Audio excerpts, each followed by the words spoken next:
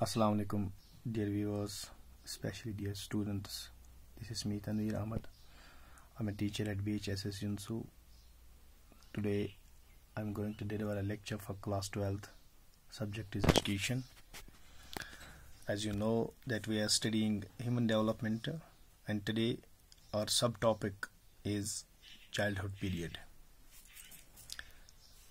बचपन का दौर, यानी जो बचपन का दौर होता है उसमें बच्चे की नशोनुमा कितनी होती है, क्या होती है, आज हम ये जानने की कोशिश करेंगे. Childhood or pre-adolescence period is intervening period between infancy and adolescence. As you know that childhood or pre-adolescence, we can say pre-adolescence means बलोगियत से पहले जो दौर होता है उसको चाइल्डहुड कहते हैं. प्री एडोलसेंस और चाइल्डहुड यानी बचपन का दौर जो होता है या प्री एडोलसेंस का दौर जो होता है, ये एक इंटरवेनिंग पीरियड होता है. किसके दरमियान? बचपन, लड़कपन और बलोगियत के दरमियान जो पीरियड होता है इसको चाइल्डहुड पीरियड कहते हैं. Means the period which is in between infancy stage and adolescence stage.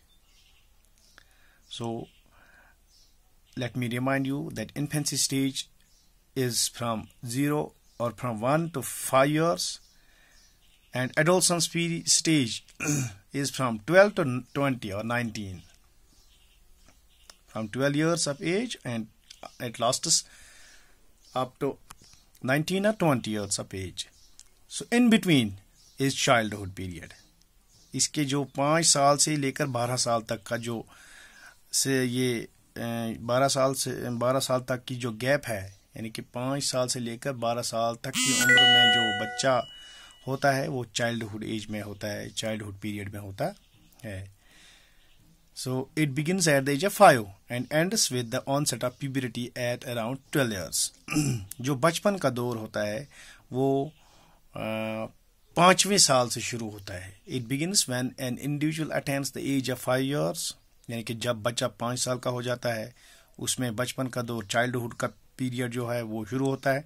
And ends with the onset of puberty at around 12 years. और एंड हो जाता है, ये बचपन का दौर एंड हो जाता है विद द ऑनसेट ऑफ प्यूबरिटी, जब एक इंसान बलोगियत को आहिस्ता आहिस्ता से जाने लगता है, बलोगियत की तरफ जाने लगता है. यानी कि onset of puberty is the age when an individual attains 12 years.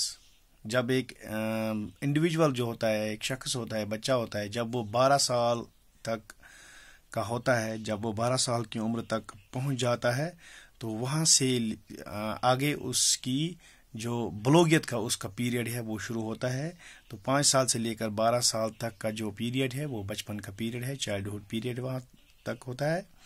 So various types of developments during this period are as under. जो इसमें बहुत सारी डेवलपमेंट्स होती है, जैसे कि फिजिकल डेवलपमेंट है, मेंटल डेवलपमेंट है, या बाकी जो डेवलपमेंट्स हैं वो इस तरह से है. सबसे पहले हम फिजिकल डेवलपमेंट देखेंगे जो चाइल्डहुड में, during childhood period what are the physical developments that take place in an individual.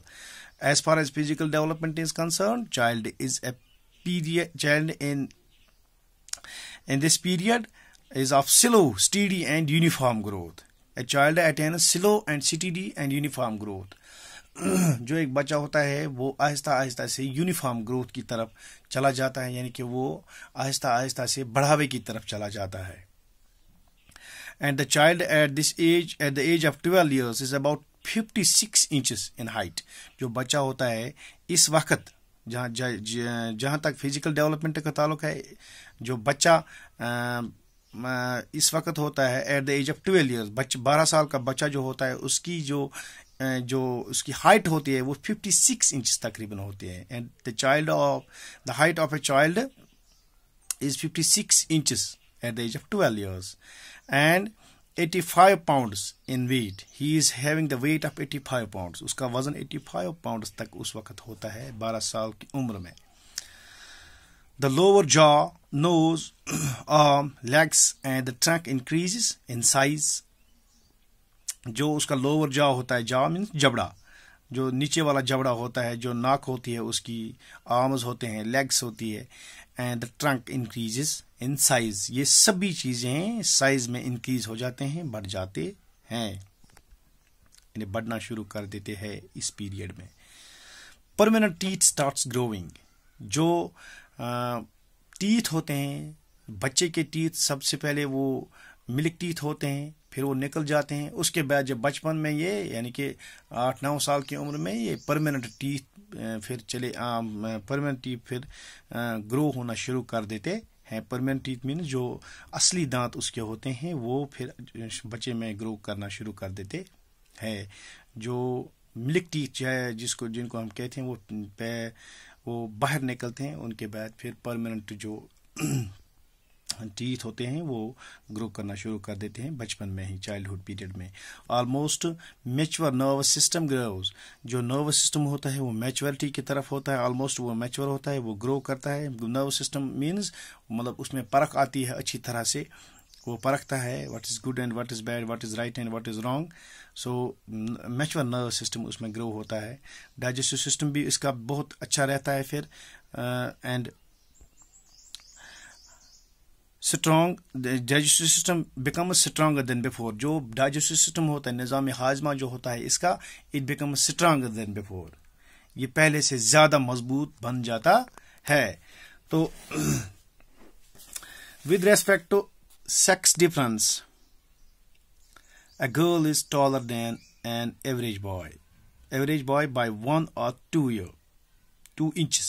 जो एक लड़की होती है, अगर हम सेक्स डिफरेंस की बात करें, जो लड़की होती है वो थोड़ी लंबी होती हैं। लड़के की मानद वो लड़के की एवरेज इसमें कंपटीशन में वो लंबी होती है, लड़के की कंपेयर में वो लंबी होती हैं। लड़का थोड़ा कद से 1-2 इंच छोटा होता है और लड़की लंबी होती हैं। And by 2 inches and weight जो होता है, तो उसका लड़की का वेट जो होता है वो तकरीबन 3 पाउंड लड़के से ज्यादा होता है।